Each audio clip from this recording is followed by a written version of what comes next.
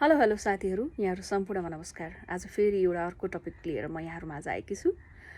एउटा सामान्य तर कस्तो रमाइलो लाग्ने खालको विषयमा आफ्नो विचार राख्न र यहाँहरूको विचार पनि सुन्न मन लाग्यो। सेयर गर्नु होला है आफ्नो विचार पनि।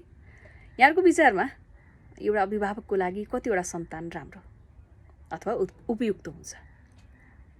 अहिलेको समयअनुसार धेरैले दिने जवाफ भनेको 2वटा सन्तान, अथवा कतिपयले त अझ एउटा मात्रै सन्तान राम्रो पनि भन्न बेर लाउँदैनन्।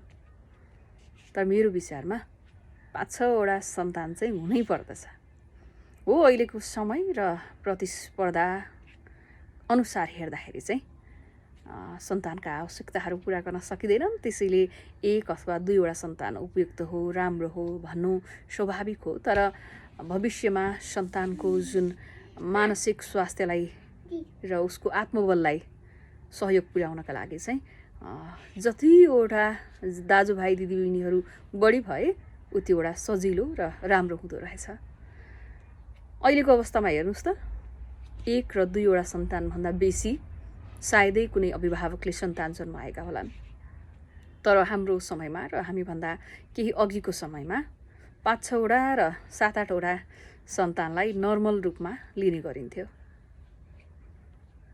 तर यसो पछि गएर सन्तान ठुला भएपछि, अभिभावकहरू टाढिँदै गएपछि, उमेर ढल्किँदै जाँदाखेरि अभिभावकहरूले सन्तानलाई एक्लो बनाउँदै गएपछि दाजुभाइ दिदीबहिनीहरू निकै आत्मीय हुँदा रहेछन्। मानसिक रूपमा र आत्मबल बलियो बनाउनका लागि दाजुभाइ दिदीबहिनीहरूले निकै मद्दत पुर्याउँदा रहेछन्। अझ पर्वहरूमा र उत्सवहरूमा अनि बेला बेलाको विशेष दिनहरूमा जमघट घरमा हुनु पर्यो भने 1 या 2जना दाजुभाइ दिदीबहिनीहरूमा त खासै रमाइलै हुँदैन। 5-6 जना 6-7वटा दाजुभाइ दिदीबहिनीहरू एक ठाउँमा जम्मा हुँदाखेरिको माहौल कति रमाइलो हुन्छ त्यो अहिलेका सन्तानहरूले बुझ्न सक्दैनन्, महसुस गर्नै पाउँदैनन् र सायद पाउँदैनन् पनि होला।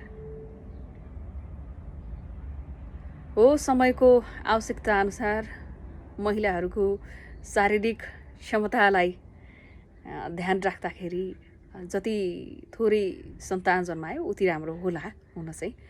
तर सामाजिक विकासका लागि, देशको विकासका लागि पनि त सन्तानहरू नयाँ बालबालिकाहरू जन्मनु त आवश्यक छ नि त। तर अहिलेको समयमा हेर्ने हो भने थोरै सन्तान जन्माउने, अझ कतिपयले त सन्तान नजन्माउनेसम्म योजना नेपाली दम्पतिहरूमा पनि गरेको देखिन्छ। र हामीले राष्ट्रिय जनगणनाको तथ्याङ्कलाई हेर्ने हो भने पनि 6 दशकमा 10% पुरुषहरू एकल बस्ने भनेर तथ्याङ्कले पनि देखाएको छ।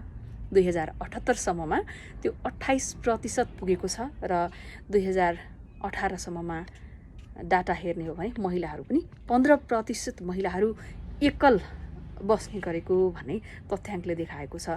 पछिल्लो समय यो अझ बढेको पनि देखिन्छ। र अहिले त विवाह नै नगरेर पनि त बस्न सकिन्छ।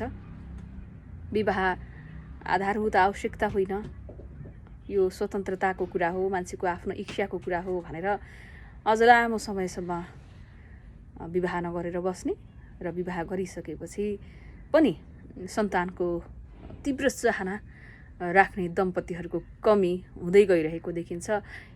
यसलाई हेर्ने हो भने खासै राम्रो असरका रूपमा लिन सकिने चाहिँ देखिँदैन मेरो विचारमा। यहाँहरूलाई के लाग्छ? आफ्नो विचार चाहिँ राख्नुहोस् है त।